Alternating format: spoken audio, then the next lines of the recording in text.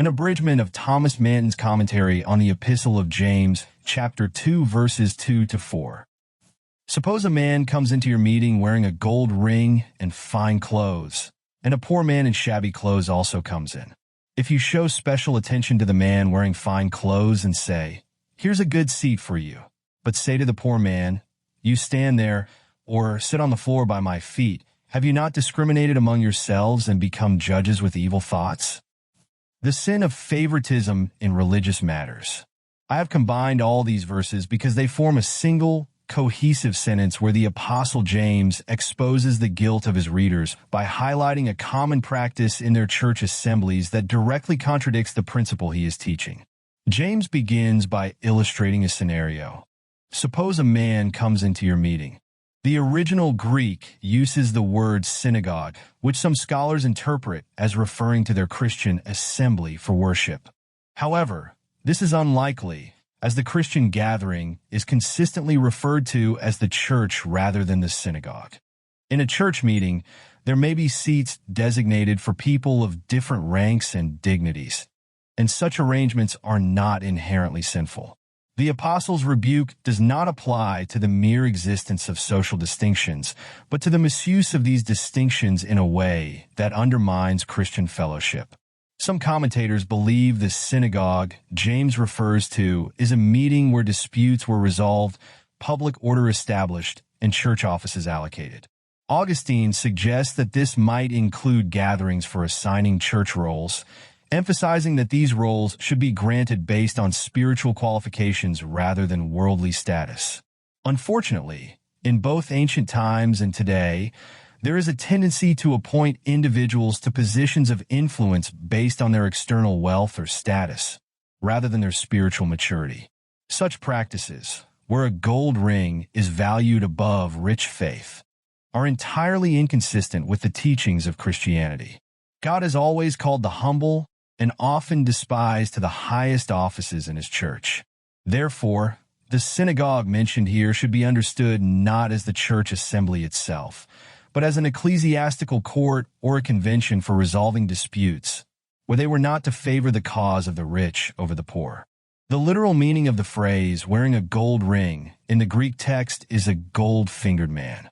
A gold ring was a symbol of honor and nobility.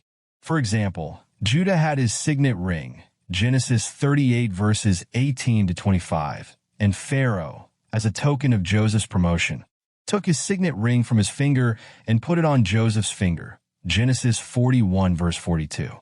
Similarly, King Ahasuerus honored Mordecai by giving him his signet ring, Esther 8 verse 8. Wearing fine clothes was also a sign of distinction. Rebekah dressed Jacob in Esau's best clothes to receive Isaac's blessing, Genesis 27 verse 15. Lightfoot suggests that these clothes symbolized priestly garments, which Esau would have had by birthright. Likewise, when the prodigal son returned, his father showed him honor by calling for the best robe and a ring, Luke 15 verse 22. The rich man in Luke 16 verse 19 is described as being dressed in purple and fine linen and living in luxury every day, emphasizing his wealth and status. The Greek term which represents a poor man in shabby clothes here refers to filthy, sordid raiment. The same term is used in the Septuagint in Zechariah 3 verses 3 to 4, where the high priest's filthy clothes symbolize the calamitous state of the church. The Greek word translated as special attention, given to the man wearing fine clothes, means to gaze upon someone with admiration and reverence. Offering the wealthy man a good seat in the assembly shows a rash allocation of honor, either by granting him undue respect in the church or by favoring him in legal or ecclesiastical matters. The phrases, "You stand there," or "Sit on the floor at my feet," express contempt and disrespect. Standing or sitting at the feet was the posture of younger disciples, and sometimes those on the defensive in court, indicating a lower social status. The different treatment of the rich and poor reminds us of Bernard of Clairvaux, who, when seeing a poorly dressed man, would say to himself, "Truly, Bernard, this man bears his cross more patiently than you do." But if he saw a richly dressed man, he would remind himself, It may be that this man, under his fine clothing, has a better soul than you have under your religious habit. Such reflections display true Christian charity, far surpassing the behavior James condemns in his letter. James confronts his readers with a direct appeal to their consciences. Have you not discriminated among yourselves? In other words, are you not partial? This question highlights the unjust distinction they were making between rich and poor, a distinction that God himself does not make.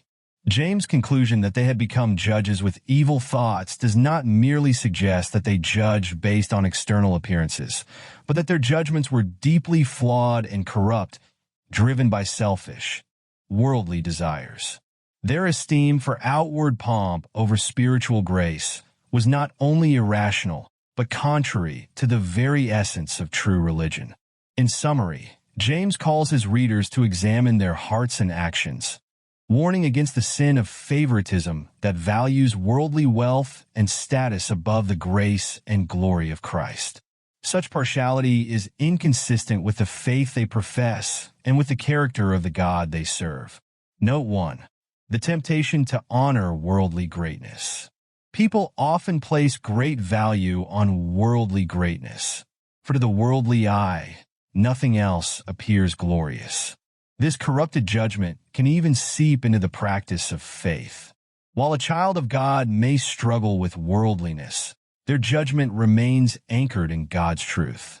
Like David, whose heart wandered but whose judgment ultimately brought him back to God, a true believer may falter but will always return to the right path. Asaph, too, in Psalm 73, experienced this tension, but concludes with the profound realization, "As for me, it is good to be near God." Psalm 73, verse 28. Note 2.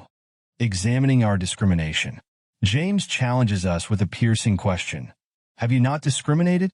To awaken our conscience and bring us to a deeper understanding of our actions, it is beneficial to question ourselves.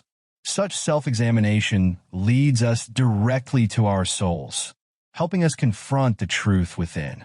Engaging in soliloquies and introspective dialogue with ourselves is invaluable. Search your hearts and be silent. Psalm 4, verse 4. However, it is no easy task to reconcile a person with their own conscience. Many live decades, 40, 50 years, without ever truly conversing with their own hearts. Yet, questioning our conscience is crucial for cultivating humility, faith, and obedience.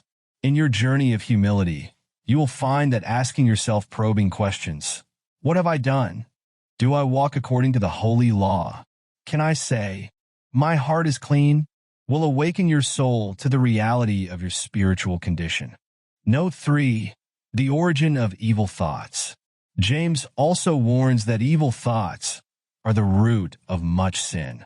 As Jesus teaches, out of the heart come evil thoughts. Matthew 15, verse 19. Our affections can corrupt our thoughts, and our thoughts can, in turn, corrupt our judgment.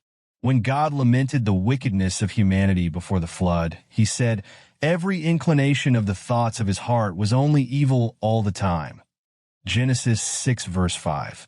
Atheism, too, begins with blasphemous thoughts. In all his thoughts there is no room for God. Psalm 10, verse 4.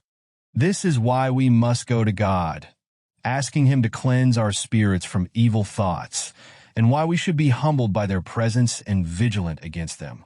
Let the wicked forsake his way, and the evil man his thoughts.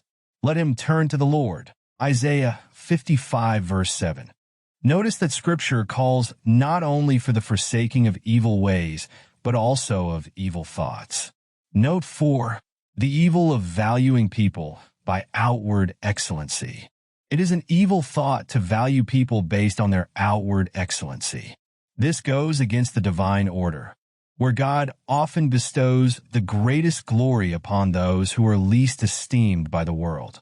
It also contradicts the nature of grace, whose true glory is not external or visible to the senses, but inward and hidden.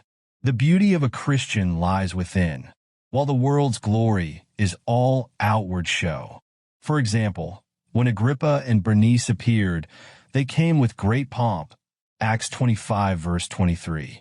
In contrast, Christ often comes to us in disguise, in the form of his poor and humble members. Recognizing this truth helps us to see beyond the superficial and honor what God honors, the inner beauty of a soul transformed by his grace.